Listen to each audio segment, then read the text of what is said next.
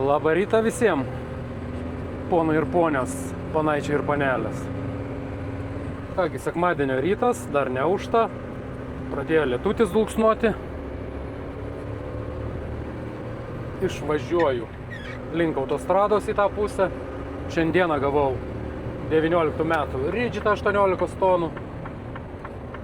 3 parduotuvės, 3 skirtingose miestuose, miesteliuose. Tai pirmas bus Chelmsfordas, toks miestelis jau, telšių turbūt dydžio gal didesnis. Antras bus Colchesteris, irgi toks didesnis biški miestas. Ir paskui važiuosiu į didįjį Bentley. O didysis Bentley's, tai ten nežinau kiek ten, kelios tropos turbūt. Realiai mažas kaimukas toksai. Bet pavadinimas už tas kampus Bentley's, didysis Bentley's. Tai va toks darbas, kilometražas šiandieną bus nemažas. Taip, kad teks pasivažinėti po Angliją. Šiandien ryte užsidegė engine checkas ant prietaisų skydelio, tai kadangi laiko turiu, nes antra parduotuvė iš vis tik nuo 10, pirmoji prieš 8, dabar išvažiuoju 6:04, kaip ir pagal grafiką. 6:05 išvažiavimas turėtų būti. Tai galvoju, kadangi tolima kelionė, reikia nuvažiuoti į servisą, resetinti tą lemputę. Kad maža kas, kad čia nebūtų niuansų kokių. Tai va, kadangi engine check lemputė dega, kelionė laukia tolima, tai atvažiavau į servisą, kad nuresetintų. Tai einu pas mechaniką. Tai nuresetino lemputę, ten užtrukau realiai ten, nežinau, iki 10 minučių. Ir viskas. Ir minam į Londę. Tai yra koks minam į Londę. Ir minėm šiandien už Londoną. Čia tas įdomus Tesco trakas viduriu važiuoja. Keistai ir dar lėtai. Čia įdomus variantas. Ką iš čia sugalvoju? Keistuolis. Kaip taip gali būti? Su TAFu dar. Įdomus. Važiuoju kiem 5 ir viduriu greitkelę. Aš važiuoju tik 50, kadangi skubėti nėra kur. 50 tai čia 80 km/h, jau esu sakęs. Tas įdomus tenai. Kem 5 važiuoja vidurį. Aš suprantu, dar į miestą važiuotum į miesto pusę, kur jau toj turi kamščiai prasidėti, tai užsiemi ten geresnę juostą. O čia sekmadienis tuščia bet kokiu atveju. Nežinau. Visokių tų vairuotojų yra. Netgi profesionalas. Jaunuolis, man atrodo, už vairo buvo kažkoks tai. Tai gal neseniai dirba dar. Kaip įpratęs su savo mašiną važiuoti vidurinę juostą, turbūt tai dabar su sunkvežimiu važiuoja. Bet tegu jau yra kaip yra. O mes nekvaršinam niekam galvos ir šaunam į autostradą.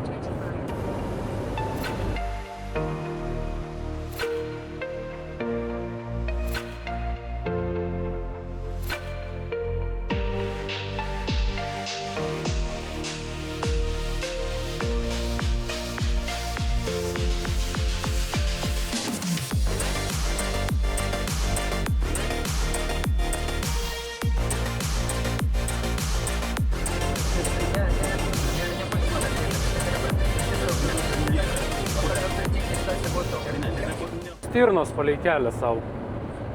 Žolę rupšnuoja, eina savo. Čia tai kaltgali tokia.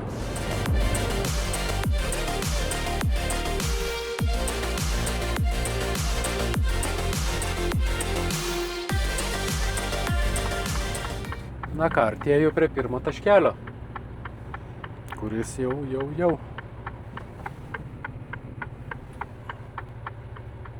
Važiuojam prie stoties. Ir tenai darbuosimės netrukus.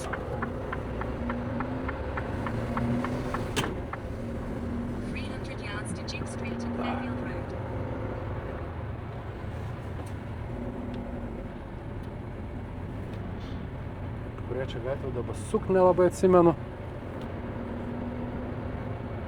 Tas sankryža žinau, kad tiesiai. Žuvėdrų čia yra. Atsargiai.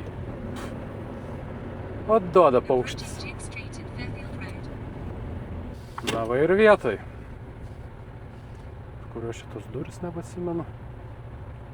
Pačios pirmas turbūt. 7:54.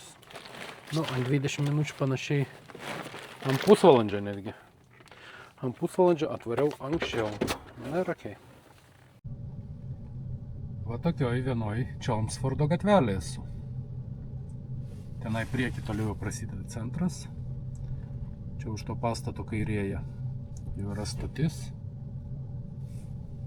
Na, einam, suksim ratą. Tenai Chelmsfordo teatras, kiek matau. Va šitas pastatas. Nu čia va. Nu čia kažkokie ofisai. Kažkokia mokymo įstaiga. Nematau jokių užrašų. Nu ir ką, Chelmsfordo teatras rodo. Koncertukas bus. Vyručiai. Parodijos. Nu, išėjom kažkokią pagrindinę aikštę, ar vieną iš aikščių. Čia man reikės atvažiuoti apsisukti.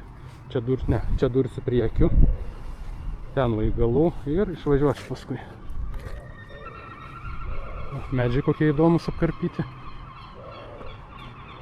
O žuvėdrų klyksmas tai kaip prie jūros kokios. Kaip Klaipėdos uoste, kad būtų. Medžiai įdomi apkarpyti čia. Vieno žuvėdros vos ir nenukaliau. Jei nebūčiau kalęs ant stabdžių, tai niekai nebūtų buvę. Čia turbūt police stationas. Čia geležinkelio stotis po kairę. Čia vyrutis kažkoks dainuojantis. Kas čia toks yra, kažin su? Ai, ne, dušas tam pas jį ir elektra. Siaubas. Tai pavojinga. 90% nelaimingų atsitikimų nutinka.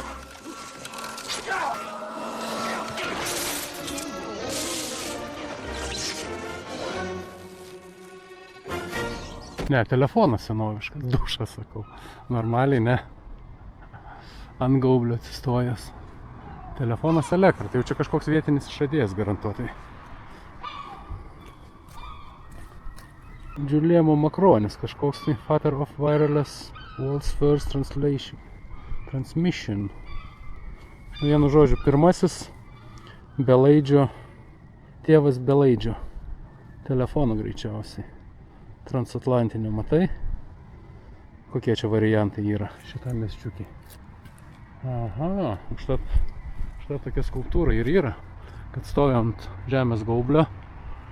Vienoje rankoje telefonas, kitoje rankoje elektros žaibas, perdavimas. Nu, žinosim. Na tai va, su Chelmsfordu atsisveikinam kol kas ir galėsim varyti atsigėrę kavos į Colchesterį. Tai dar bus apie 40 minučių, gal iki valandos važiavimo. Tai va tiek kol kas. Na ir iš karto, kad būtų įdomiau. Guglielmo Marconis. Štai va šitas vyrukas, kurios skulptūra yra Chelmsforde. Italų išradėjas, laikomas radijo ryšio tėvu. Pagrindinis nuopelnas, pirmasis praktiškai pritaikė belaidį telegrafą radiją. Sėkmingi radio signalų bandymai Italijoje. Istorinis pasiekimas 1901 metais. Pirmasis belaidis signalas per Atlantą, iš Anglijos į Kanadą. 1909 Nobelio fizikos premija kartu su Karlu Ferdinandu Braunu. Įkūrė Marconi Company, padėjusi sukurti pasaulinę radio ryšio infrastruktūrą, ypač laivybai. Be Marconi nebūtų radio, televizijos, mobilio ryšio, Wi-Fi'aus ir šiuolaikinių belaidžių technologijų. Tai čia jau rimtas bičas pasaulinio masto, klausykit. Nu, o mes čia trinamės apie jį ir nieko nežinom. Nu, puikiai. Žinosim. Na ir tuo pačiu tada biški jo biografijos. Taip, gimė 1874. Nu tai 98 metais už mane jaunesnis vyrukas. Pagal gimimo datą. Taip, gimė Italijai 1874 metais balandžio 25. Va, mama buvo airė, Annie Jameson. Tai vėliau palengvino ryšius su Didžiąja Britanija. Kada atvyko į Angliją? 1896 atvyko į Angliją, būdamas 22 metų, nu aš atvažiavau į Angliją žymiai vyresnis.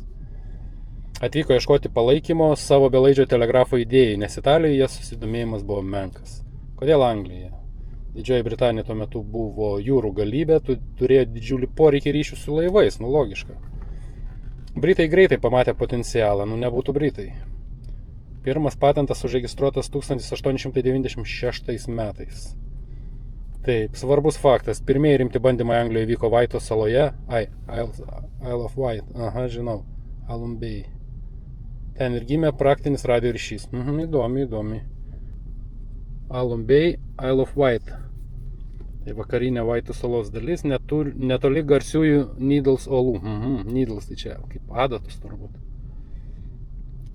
Įrengė radio stotį ir laboratoriją, perdavė signalus per La Manšą, įrodė, kad belaidis ryšys veikia dideliais atstumais.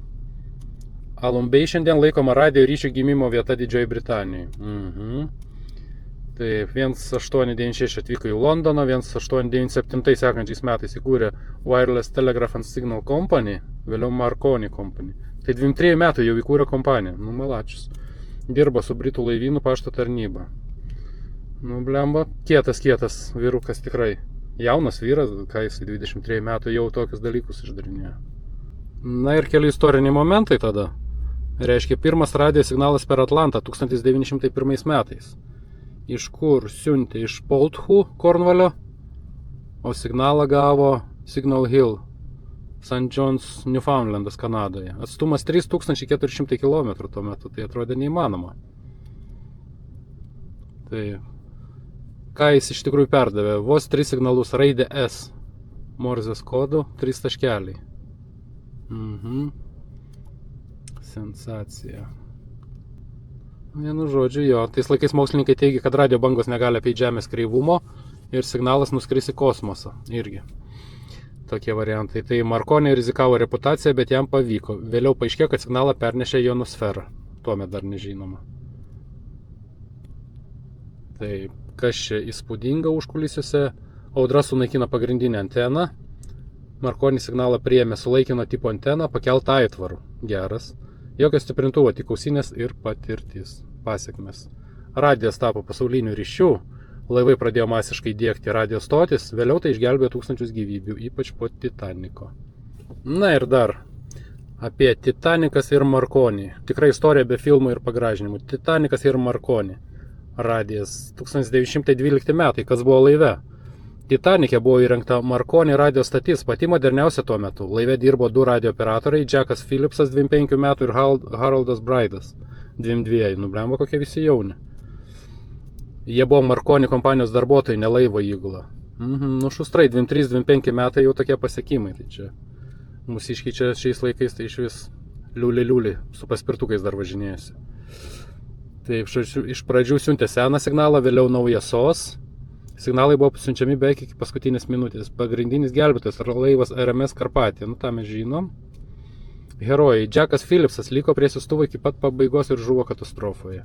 Haroldas Braidas išgyveno, vėliau liudijo tyrime. Išgelbėjo apie 700 žmonių. Tai po tragedijos pasaulis suprato, kad radijas būtinas, buvo priimti įstatymai, kad visi keleiviniai laivai privalo turėti radio stotį, 24 valandas budėti prie radijo. Ir atsirado tarptautinės gelbėjimo taisyklės.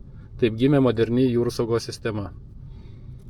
Taip, įdomus faktai. Jei ne Marconi technologija, Karpatija nebūtų gavusi signalo, išgyvenusių būtų buvę beveik 0.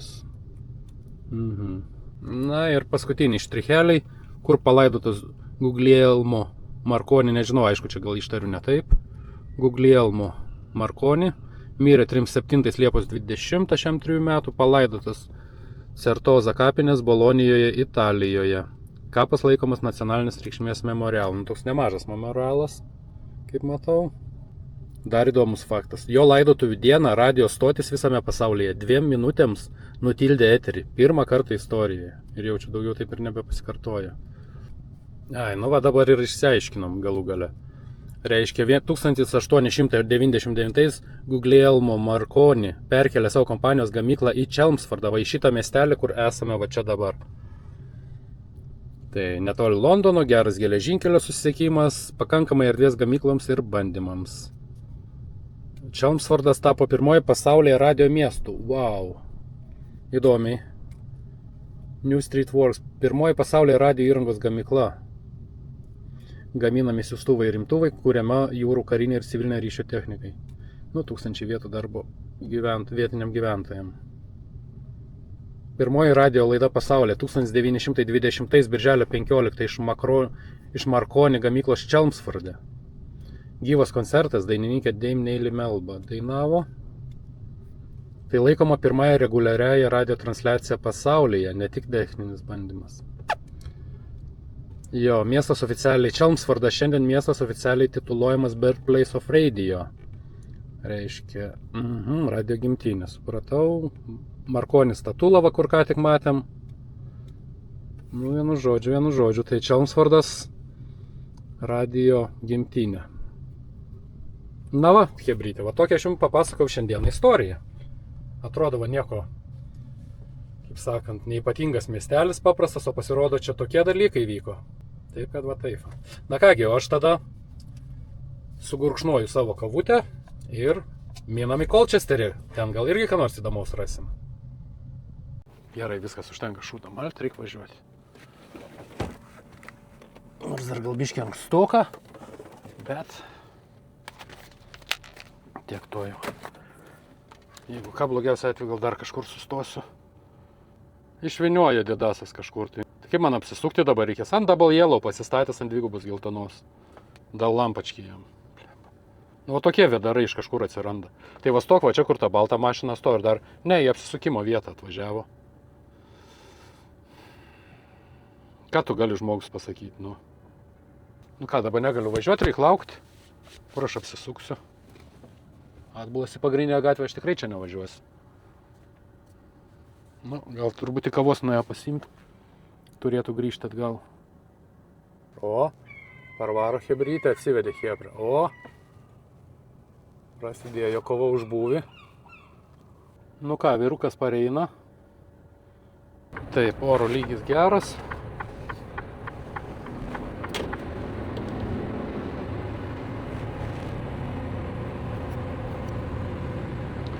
Tikiuosi išvažiuoja, jisai nuo jo išvažiuoja. Bet taip sugalvok pasistatyti nei 5, nei 9. Ką aš žinau. Na ką, priešais jūs Marconi statula, radio ryšio išradėjas.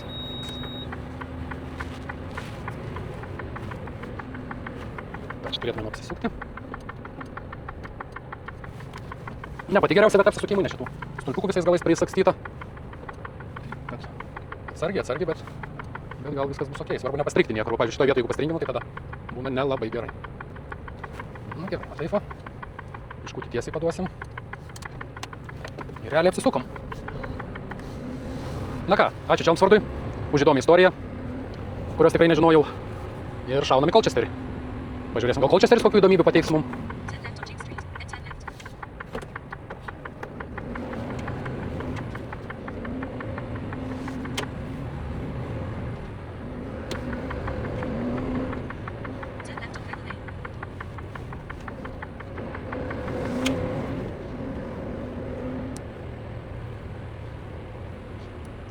Atsišaldom, šaldytuvai įsijungsiu.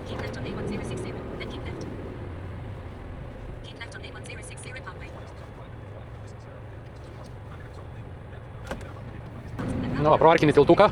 Pasilenkiam hebrytę biškį. Pratilpom, gerai. Nu va, apsidirbau šitoj parduotuvėj Colchesterį. Kągi, važiuojam į didįjį Bentley. Didysis Bentleys mūsų laukia.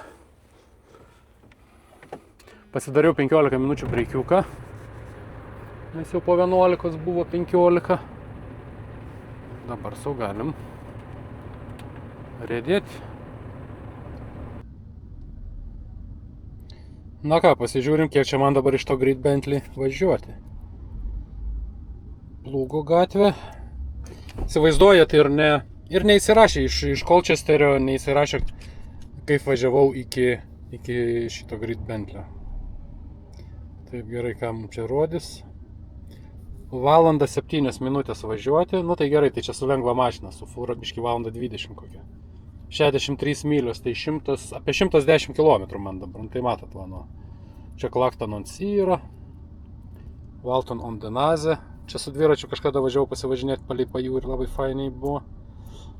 Tai va, vienu žodžiu, iš čia, pro Colchesterį, pro Chelmsfordą ir grįžtų į savo bazę. Pusantros valandos maksimum. Dabar kiek aš čia turiu vairavimo? Aš vairavimo apie 2 valandas turiu, tai 2,5 liko. Ai, tai aš čia ore. Ore man užtenka grįžti. Na va, priešais Bentlio garažas kažkoks, tai mašinos prasidavinė, tik ne vieno, kad nėra Bentlio. Tik ten raudonas Fiatukas matau stovi, Pežiukas, Fiatas, kitas Pežas, 2 Renuškės ir Citronas ant galo. Tai tokios visiškai jau pačios paprasčiausios mašinytės. Na va, toj pusėje geležinkelis yra, tai čia kai užsidaro geležinkelis, biški kamštukas susidaro. Tai va, gatvikė siauros. Nu ką, aš pasidariau kavos, gurkšteliu kavos ir šaunu link namų, nėra ko čia tempti. Tai va, tiek žinių. Paliekam didįjį Bentley. Ir varom nomiai.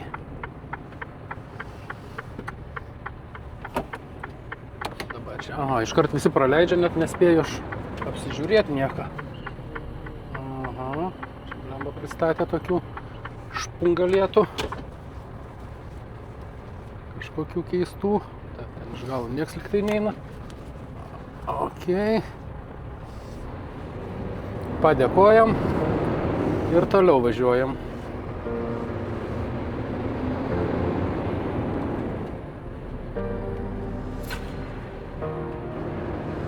Na va, matot, kokios čia pievos yra. Blemba, aš įsijungiau kamerą, kažin dabar ar ne. Reik pasitikrinti, nieks nebus čia.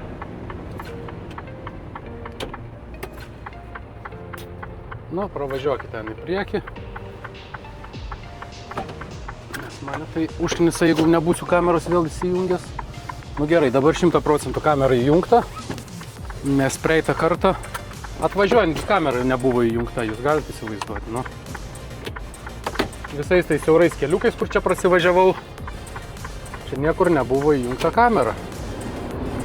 Tai bent jau nors dabar reikia įsijungti, parodysiu, kaip čia pro kaimelį pravažiuosiu. O tai būsiu atvažiavęs į didį Bentley ir nebus video padaryta, kaip aš buvau didžiajam Bentley. Nu.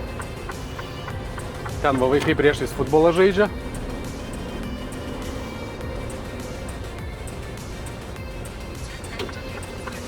Jau baigėsi varžybos, jau visi vyniojasi namo. Nu taip ir galvoju, reikia iki 1 valandos reikia dingti iš čia. Nes dabar apie 1 valandą jie matomai baigė ir dabar jau visi kaip paplūs iš visų galų važiuoti. Aišku, čia tas paplūdimas bus. Tas paplūdimas gal čia bus tik tai 10 minučių ar 15, kol visi išsivažinės. Nu, bet ne tam esmė. Nu, kad ir su Rydžitu važiuoji vis tiek, tai kai važiuoji tokį mažą kaimelį, tai pasijautinu, kad mašina tikrai didelė. Jau nešnekant apie fūrą. Tai jauties labai didelis, nu kur per pusantro aukšto nuo namo. O kai kada netgi per 2 ne, bet per pusantro aukšto panašiai. Na, va, išvažiuojam iš didžiojo Bentlio. Ir įvažiuojam į paprasčiausią kaimo keliuką, kelią. Blemba, reikia žiūrėti, kad nėra ko čia išsibėgėti per daug, blemba, tai be veidrodžių liksiu, o tai bus gerai. Visai nenorėčiau be veidrodžių likti. Aš tokie šabakštynai, kad mažai netrūksta. Kad mažai te trūksta, kad būtų kaukšt ir viskas. Tai va, matot, po kairę tai arimai suartį, viskas šlapia, permirkė. Irgi čia lietaus neblogai gavę.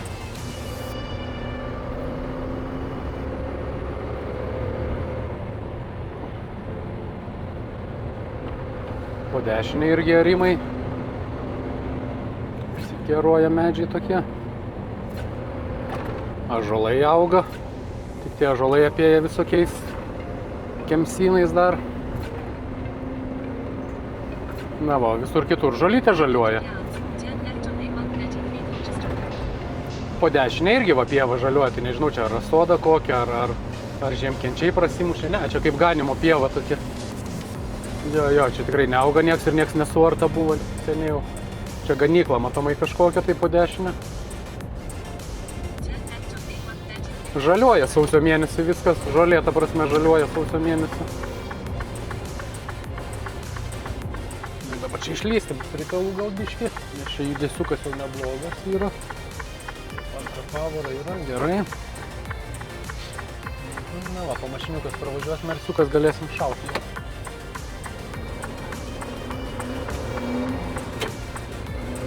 Šitokį pagrindinį kelią biškį išlysti su sunkvežimiu yra reikalų, nes visi parlėkė 80-90 mažiausiai. Nu, 80 ne, gal net 90. O tu čia išlendi su nuliu greičiu. Nu, bet čia kaip ir visur, kaip ir visada, kaip ir Lietuvoje, kaip Airijoje ar belenkur kitur. Turi palaukti gero tarpo. Taip, nu, sakykim, 1 valandą išvažiuoju, grubiai, bet ten buvo be 3 ar be 4 minučių pirma, kai iš pajudėjau. Taip, kad čia Towards London, nu gerai, kur tas Towards London yra?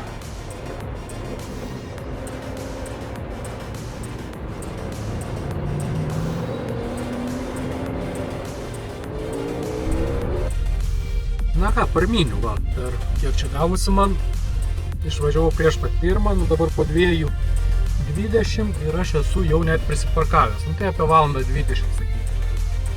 Tai jau visai smagiai parminiau, 1:20, einu pabreikaunu, varau šiukšlyną ir po šiukšlyno namučio.